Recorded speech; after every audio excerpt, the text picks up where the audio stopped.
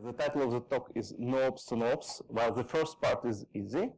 NoOps, like literally nobody doing operations in the company. The other part is a little bit more complicated. A couple of words about myself. Today, I'm a freelancer operations specialist, helping SaaS companies with their application delivery. I started doing IT in '99 as a Unix sysadmin. I was working in XAV for about 4 years. I first time saw some pieces of cloud and more interesting infrastructure in Seeking Alpha in 2007, and I've done a couple of interesting things in Amadesa, which was acquired by LivePerson. Now, that was about me. About NoOps, I shut the screen off. Can anybody here say, you know what, does anybody here practice NoOps? Zero hands. Can anybody say what NoOps actually is? Please. Excellent. Roku, platform as a service. Anybody else? Nobody. Okay. Let's see what smart people said about it. First of all, the term started from a guy called Carlson, don't remember the name, a CEO of a PaaS company called AppFog. He has done this beautiful graphic about how, in the end, like this slide with the humans in the end and simpler animals in the beginning, or in the end of the evolution of infrastructure is platform as a service. And then other people started using it in different ways. It was mentioned already a couple of times. There was a big a big for our little pond discussion in blogosphere about what is NoOps, because Cockcroft used it in order to describe what they're doing, and Elspol from Etsy didn't like the word no in it. Now, basically, Cockcroft was saying that we are building our own platform as a service, and Etsy are doing exactly the same. And I think, in general, there are these two views. It's like NoOps is about using platform as a service, and the question is who builds it. And now this is what this is the way I describe it in current talk. It's culture, software architecture, methodologies, and tools that enable a company to run their business without dedicated operations team. And here again, the guys in Cockcroft, the guys in Netflix, they have a team that builds platform as a service. They are developers. They are not operations, but they are building it. They are not building features for Netflix product. So somehow they're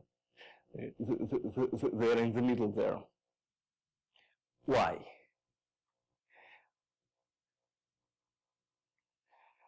Okay.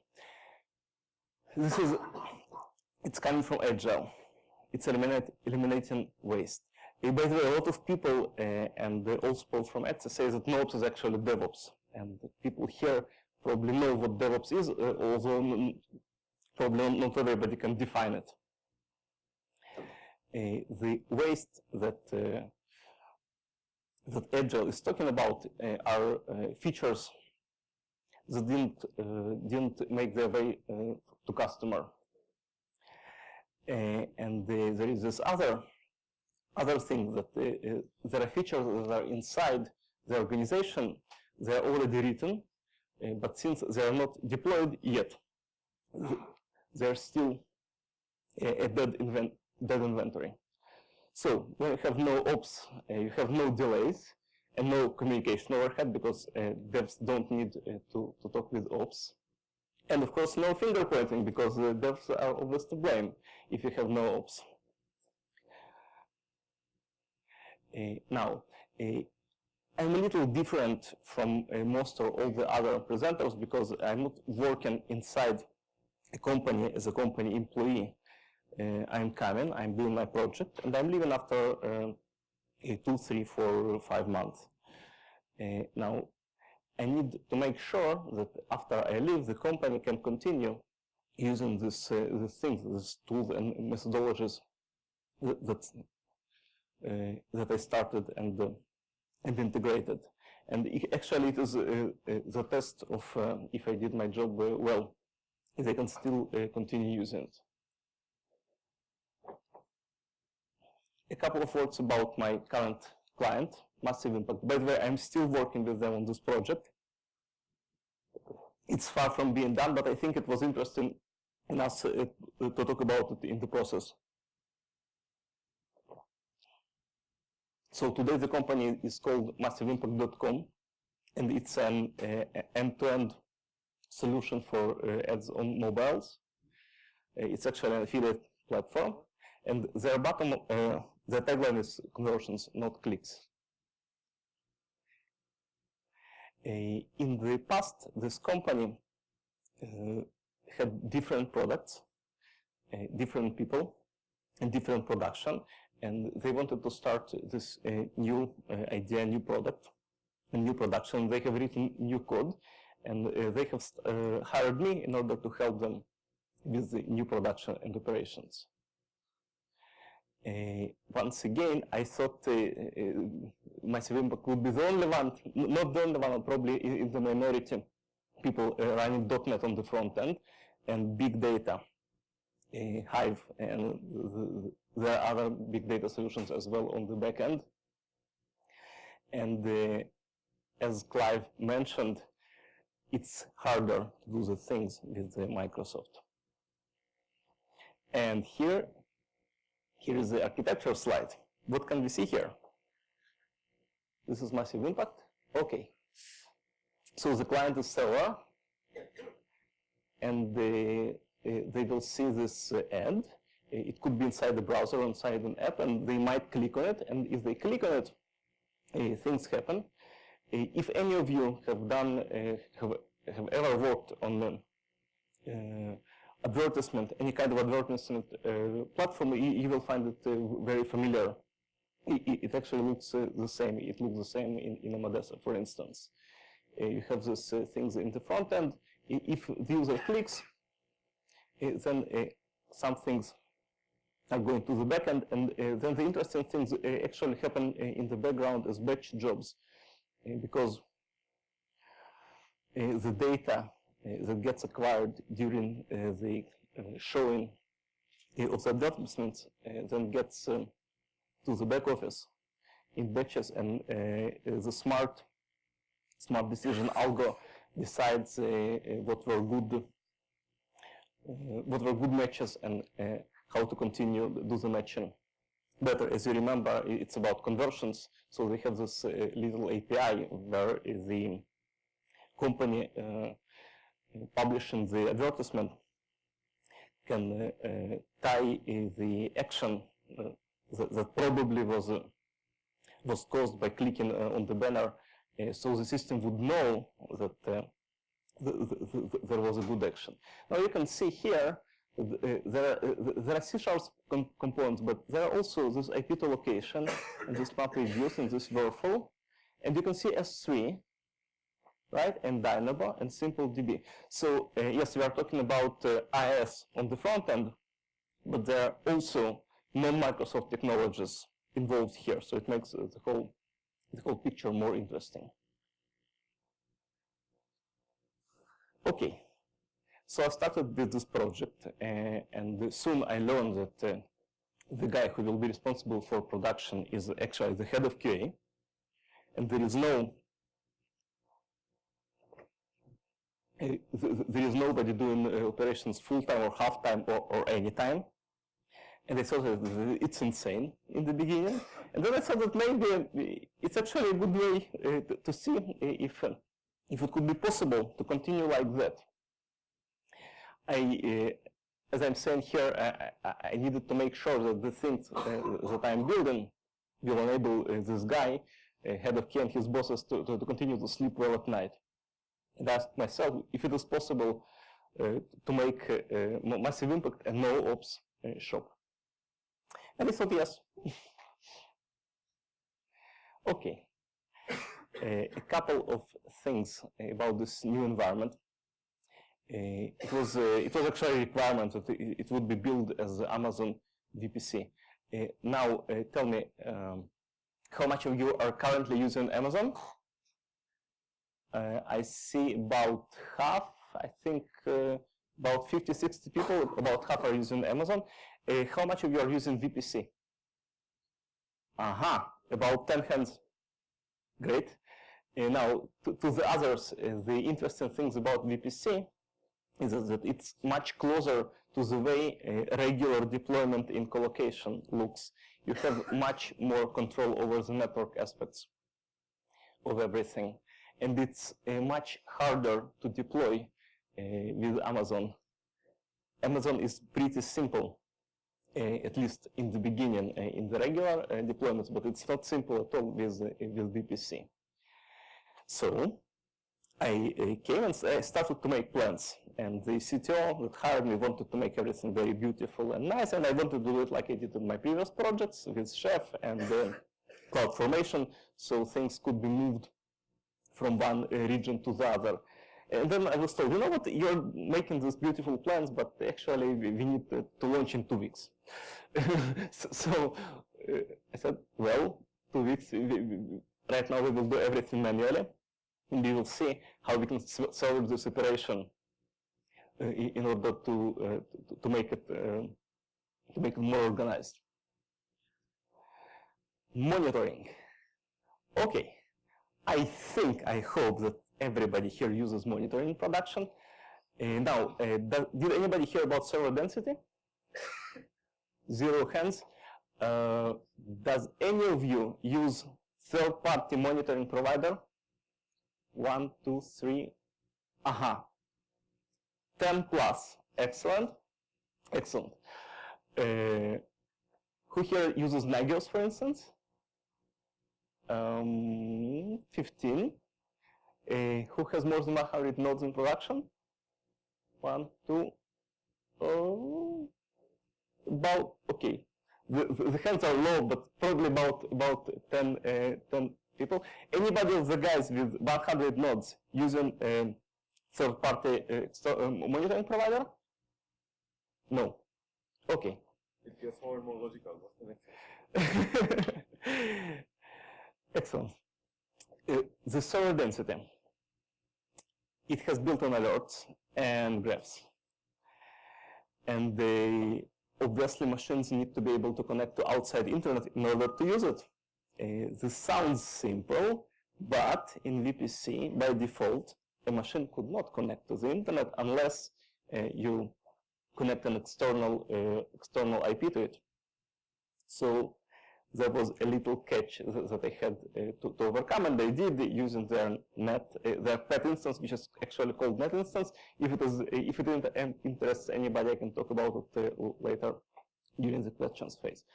Now, why did I do it like that? In my previous gigs, I used Nagios. That's very simple. It's very easy to set up, both on the server side where you do nothing, just give them your credit card, and on the client side where they bring you to this page where you next, and then download the client for your OS, and they support both Linux and Windows out of the box, and the configuration is super simple. And so right now there is a working monitoring solution with alerts and SMSs, and they have both agents on the machines, on the servers, and external monitoring, where you can say, please tell me if this external service, if www, for instance, goes down. Okay, IAM credentials. IAM in Amazon stands for Identity Access Management. I think about half of the people are using Amazon here. Tell me now, okay, who uses IAM? 10 plus. And that means that the rest of you are using the master keys bad. You shouldn't be doing it. Do you know what is the meaning of master keys? The Amazon API is very fine-grained. You can say what kind of key can do what kind of things. And if you're using master keys everywhere, it means that any machine with any key, once it gets compromised, well, your entire production may be gone. So we have written this document about how resources are named, and we created policies about how the resources should be named, and what kinds of users may access what kinds of resources. And there is a pro tip: do not use mixed case bucket names. Only use lowercase, because in the end, S3 buckets are accessed via DNS, and there are things that break down. And if you're using EMR with IAM, it's not simple as well. If you're just giving your EMR user permissions to do everything EMR related, it's not enough. This here is what happens when you're trying to run EMR with a mixed case named bucket. Now, why did I mention it? Why did I mention this different level of credentials for Amazon? Because people need to be able to test freely. If you're using, just think of it. You have your code, right? And you have some Amazon keys for S3. You know what? Let's get back to the architecture. You see S3 here, Dynamo, SimpleDB. Let's say that you have just written a new feature, and your application does something with data in DynamoDB, and you want to run it, you want to test it. Now, if by default it's written in a config or hard-coded, I hope not in the code, to go to production, and to do something there, it's a bad situation. It's frightening. And if it is like that, people just won't be using it. So the best is to bake or to configure lower level credentials into the code base, right? Then it's not as scary to let people test their code.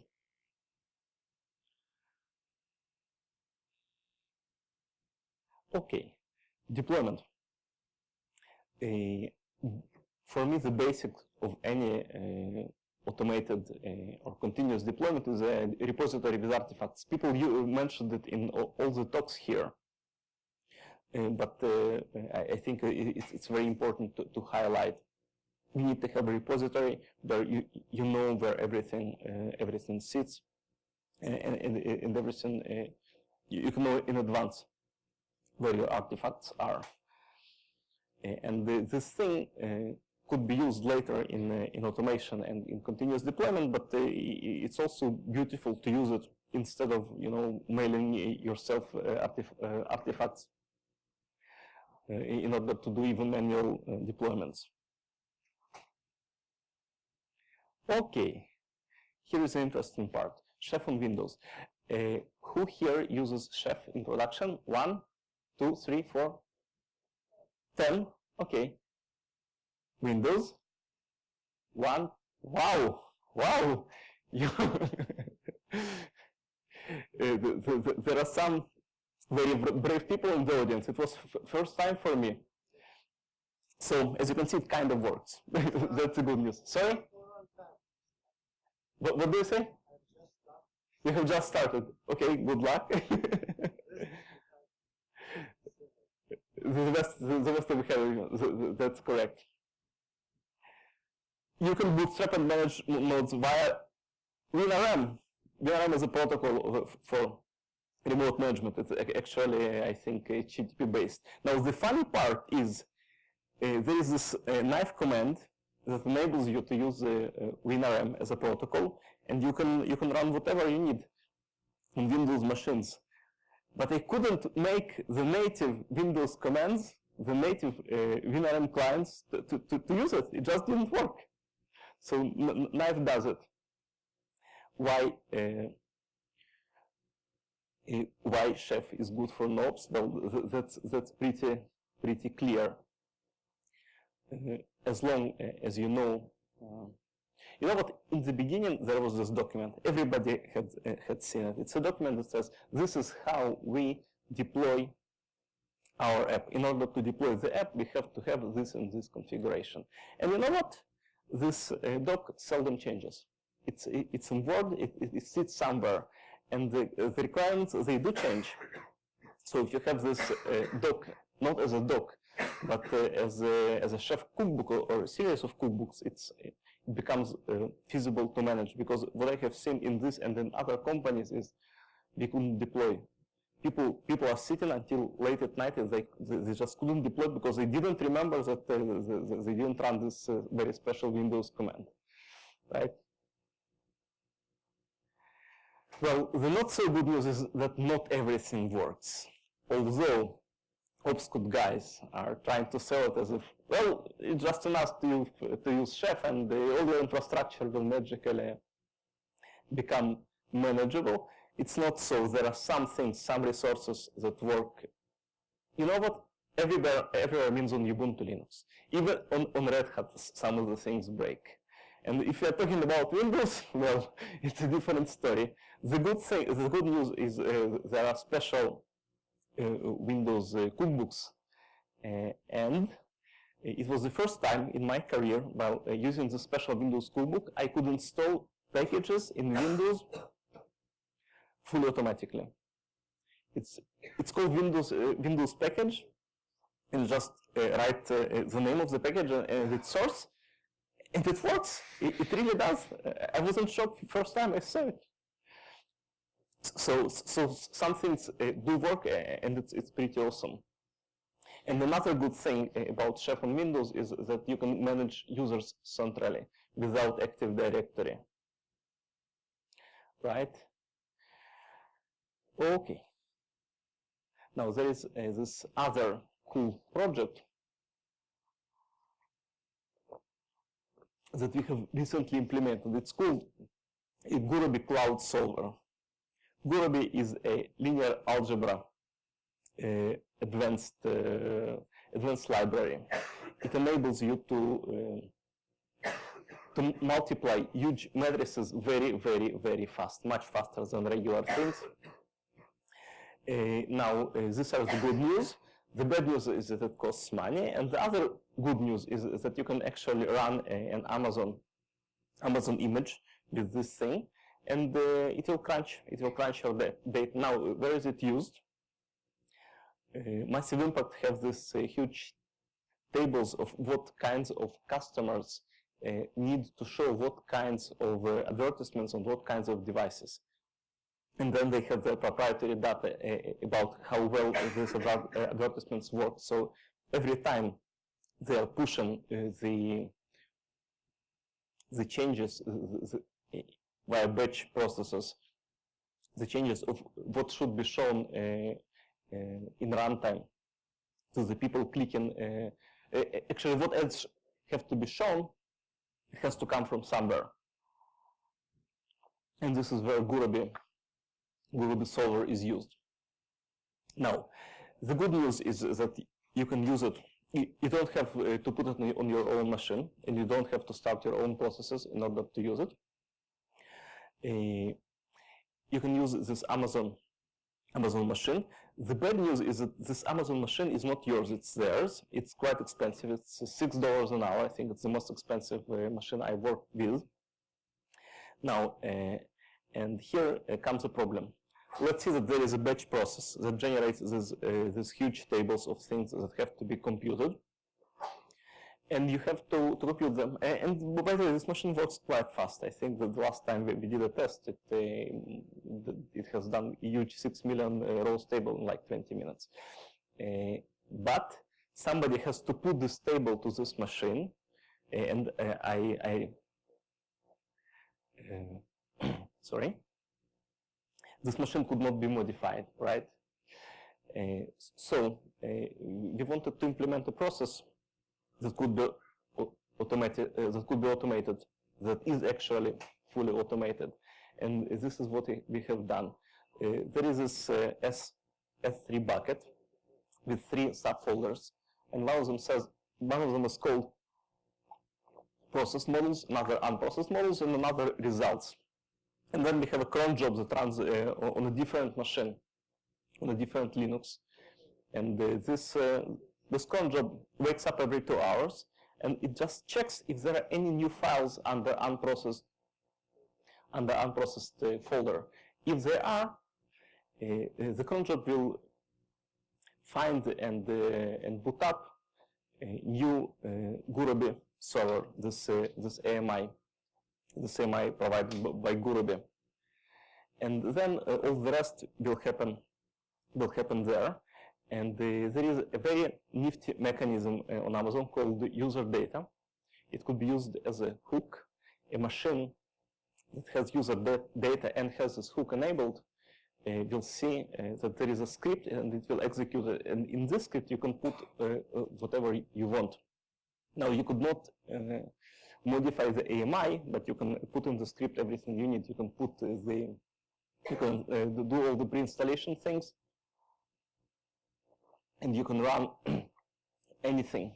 So, although this AMI image was not meant to be automated, it was. And right now, when there are new files, the simple part of the script will boot up the machine, and then the more complicated will run on the files, will run Gurobi on each of them, upload the results, and move the files from new models to resolved models, and that's it. I like this process. It was not very hard to do. I think I have written it in maybe 2.5 days, and it's just a bash script with some AWS CLI. The good thing about it is it's really fully automated. It's enough for a third-party process to put the model in the right place on S3, and everything else will just work. So here is yet another example of NoOps working. A current status of this project: we have a working monitoring. We have chef cookbooks that are in development, and some things are already working in production. And then we have this cloud formation, which is still planning, continuous integration and continuous deployment still planned, and the Ops Business Console. A couple of people here mentioned that they are using this, how is it called? Dashboards. And it could be quite nice to have a dashboard that shows in the same place both your health in the meaning of operations, like number of machines, and number of alerts, and also business metrics on the same screen. My takeaways: people, then methodologists, then tools. Everybody says it, so I'll just iterate over everybody else. But another thing which is important is architecture. Not everything could be NoOpsified, right? If your architecture means, if you have architected your product in such a way that you need this huge Oracle cluster in the middle of it, and it won't work in any other ways, well, you're stuck with operations. On the other hand, if you can use S3 and SimpleDB, it could be much easier. So plan for SOA, right? As another person mentioned, it's hard to sell engineers new things, but if you show them that it works, it could be done, right? Talking is not enough. You really need to show some things working in production. And making some things backwards compatible, even with their ways of thinking, helps. Like people are writing this C# code, and you can take the call to S3 and wrap it in C# and people will use it. And of course, you should use external services as default choice. It's more than worth the money. Thank you very much. You are very strong people to stay that late, and the good news is that the after party is getting closer by a minute. If there are any questions about technical things or anything else, I will be happy to take them. No questions. Thank you very much.